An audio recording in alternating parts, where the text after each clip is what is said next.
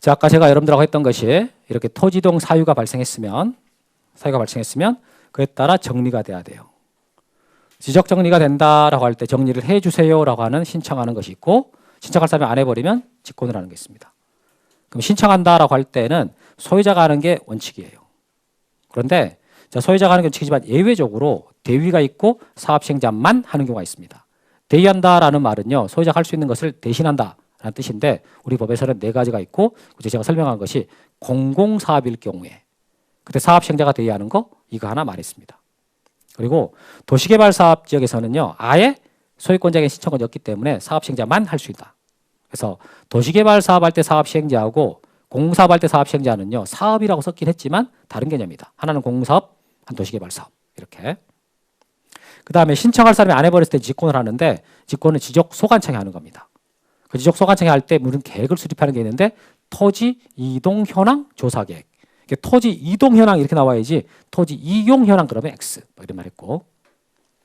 자, 그럼 정리를 합니다. 정리한다라는 말은 대장 정리하고 도면 정리하는 건데요. 이때 정리할 내용은 토지 표시하고 소유자예요.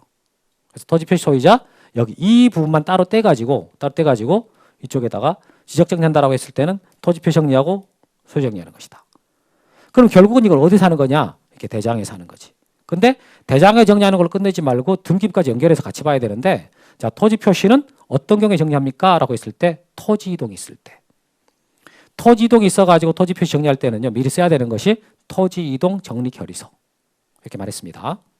그러면 자, 토지 표시가 정리된다라고 할 때는 대장과 등기부 대장을 먼저 정리합니다. 그래서 이게 정리가 됐어.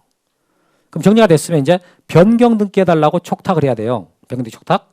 이때 촉탁 어떨 때 합니까? 라고 했을 때 토지 이동이 있을 때 하는 거예요. 다만 촉탁 대상이 안 되는 토지 이동이 하나가 있는 거지. 신규 등록. 신규 등록 등기부가 아직 없으니까. 이렇게. 그래서 촉탁이 되는 거예요. 변경 등기 촉탁. 그러면 촉탁을 받았어. 받았으면 이제 등기소가 접수를 했지. 접수하고 나서 실행을 합니다. 이렇게. 그럼 등기가 실행되고 나면 등기 끝났는데요? 라고 하는 등기 완료 사실을 통지해 줍니다. 소관청한테. 그럼 소관청은 다시 소유자에게 등기 완료 사실을 통지해 준다. 이렇게 소유자가 지목을 바꾸고 싶어가지고 소관청에다가 신청했을 뿐인데, 나중에 등기부까지 싹 다 정리돼가지고 통지까지 와요. 이게 우리나라 지금 시스템이에요. 자, 그런데 이제 소유자 정리하는 경우도 있단 말이에요. 그럼 소유자는 정리는 기본적으로는 등기부를 기준으로 하는 거예요. 등기부에서 먼저 정리가 되지.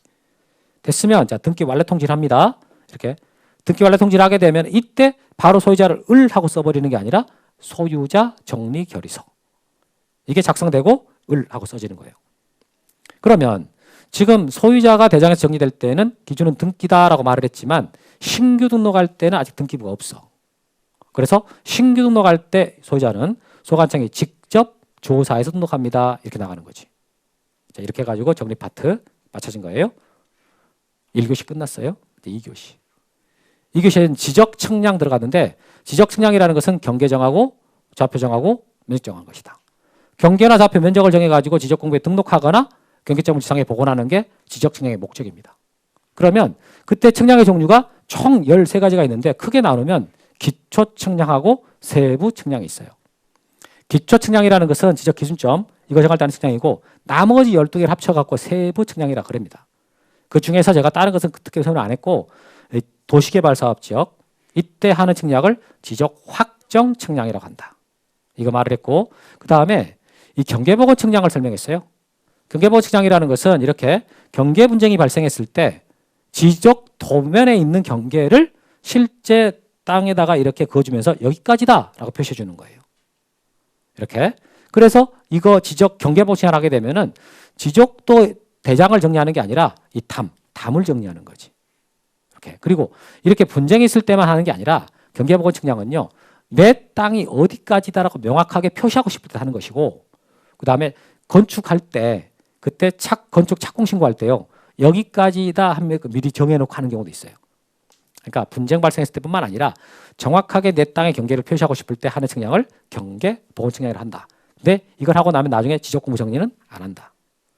다음에 지적 현황 측량이라는 걸 봤는데, 이 건축물의 현황을 지적도 및 임야도에 등록된 경계랑 대비할 때는 측량. 그래서 이 그림을 보시면 이 그림에서 이 선이 지적도고, 이 빨간 게 건물의 위치를 나타내고 있는 거예요. 지적도의 경계와 건물 현황을 대비하는 거. 그래서 여기 지적도 및 임야도에 등록된 경계라고 해야 되는데 여기를 지용도라고 하면 틀리고 지상의 경계를 해도 틀리다. 이런 식으로. 이것도 역시 마찬가지로 다 하고 났을 때는 지적 공부 정리하지 않습니다. 이렇게. 자, 그러면 측량을 할 때는 어떤 절차를 통해서 측량을 하게 됩니까? 라고 했을 때 그때 이제 제일 먼저 측량해 주세요. 라고 의뢰인이 의뢰를 하죠. 이것을 지적 측량 수행자한테 합니다. 그럼 지적 측량 수행자는 난 어떻게 측량하랍니다. 라고 하는 지적 측량 수행 계획서 이걸 작성해 가지고 지적 소관청한테다가 제출을 해요. 제출하고 이제 지적 측량 수행자가 측량을 실시하는 거예요. 해서 그 나온 성과가 제대로 잘 나왔냐? 라는 검사를 의뢰하게 되는데 소관청이 하죠, 주로 검사를. 그럼 소관청이 이제 검사를 다 했습니다. 그럼 검사가 나오고 난 것을 측량 성과다라고 그러는데 수행자한테 교부해줘요. 그럼 수행자 다시 그것을 의뢰인한테 발급해준다. 이렇게. 그래서 의뢰인이 자, 측량해 주세요라고 의뢰를 했을 때 제일 마지막에 받게 되는 게 지적 측량 성과도를 받게 된다. 그런데 모든 측량을 이렇게 다 검사를 받아야 되는 것은 아니고 이때 현경위는 검사를 안 받습니다. 현황 측량과 경계보고 측량. 지적 공부 정리하지 않기 때문에 안 받는다. 이렇게 했었죠. 그러면 이렇게 측량을 할 때 얼마나 기간이 소요가 되겠냐라고 했을 때 이렇게 의뢰에서 하는 거죠. 의뢰에서 하는 거. 의뢰에서 하는 측량은 측량 기간이 5일, 검사 기간 4일. 의뢰에서가 돈 들 거 아니에요. 돈 드는 것들 여기 측량 기간 5일로 하고 검사 기간 4일로 하는데 이건 땅 주인들이 일반적으로 하는 것들입니다. 했을 때 이것은 종류적 불문하고 싹 다 5일, 4일. 그런데 측량을 의뢰를 했는데 수행자가 보니까 기준점이 없어. 그럼 기준점을 만들어야 돼요. 그때 기준점을 만들 때 그때 그 기준점 만드는 날짜가 얼마나 소요가 됩니까? 라는 말이 나오게 되는 거예요. 기준점을 만드는데 얼마나 소요가 됩니까? 했을 때 15점 이하면 무조건 4일이고 15점을 초과하게 되면 그 4일에다가 초과하는 4점마다 하루씩을 가산하게 돼 있어요. 그래서 여기 15점까지는 4일이 걸리는 것이고 15점을 초과하면 그 구간별로 하루씩을 플러스가 되는 거지. 구간별로. 그러니까 16점을 설치하든 17점, 18점, 19점 이것은 다 똑같이 총 5일이 걸리는 거예요. 그런데 이 규정에서 보면은 측량할 때만 이게 적용되는 게 아니라 검사할 때도 적용되기 때문에 만약에 측량 기간이 5일이면은 검사 기간도 5일이 되는 거고 측량 기간이 6일이 되면은 검사 기간도 6일이 되는 거예요. 이것은. 근데 이것은 땅 소유권자가 의뢰해서 하는 게 아니라 그렇기 때문에 돈도 드는 것도 아니야, 이건. 그래서 아까 여러분 1번하고 2번 아까 구분해 드릴 때 1번은 돈 드는 거, 2번 돈 안 드는 거. 이렇게 해가지고 구분하시면 된다. 그리고 이제 세 번째, 서로 합의해가지고 기간을 정하면은 그 기간에 따르거든요. 그랬을 때 전체 기간의 4분의 3은 측량 기간, 4분의 1이 검사 기간이다. 이렇게 했던 거. 자, 그 다음에 이제 적부심사라는 걸 했습니다. 지적 측량 성과 적부심사라는 것은 측량 성과가 나왔어요. 나왔는데 그걸 다투고 싶은 거야. 잘못됐다 이러면서. 그래서 이렇게 성과가 나왔는데 이거다, 빨간선이다.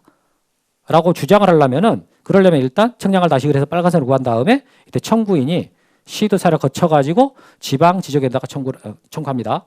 그럼 지방지적에다가 심의를 하는 거예요. 그럼 의결했어? 그럼 의결서가 나올 텐데 의결서를 시도사한테 보내주고 다시 청구인한테 보내주고. 그럼 적부심사가 맞춰지는 거고. 자, 재심사를 하고 싶어요? 그러면 장관을 거쳐가지고 중앙지적에다가 하는 거죠. 그럼 중앙지적에다가 심의결하고. 그럼 의결했습니다. 의결서가 나오면은 장관한테 보내주고 장관은 다시 청구인한테 보내주고. 그럼 여기는 왔다 갔다만 했지 결과가 안 나왔잖아요. 결과는 뭐 하려고 하는 것이다? 소관청이 가지고 있는 측량 성과 및 지적 공부를 정정하는 게 목적이거든요. 그러려면 소관청까지 가야 돼. 그래서 화살표 내려가서 소관청한테 가는 거라고. 그럼 소관청이 이 의결서에 따라 가지고 측량 성과 및 지적 공부를 직권 정정합니다라는 끝나는 거거든.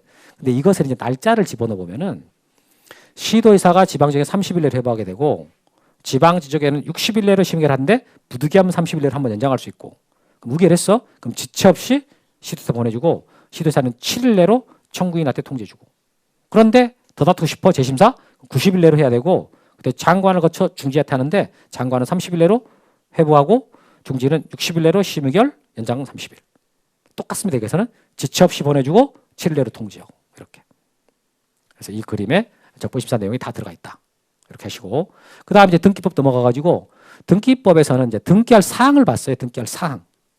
표제부에 등기할 사항, 갑굴구 등기할 사항. 표제부에 등기할 사항은 부동산이거든.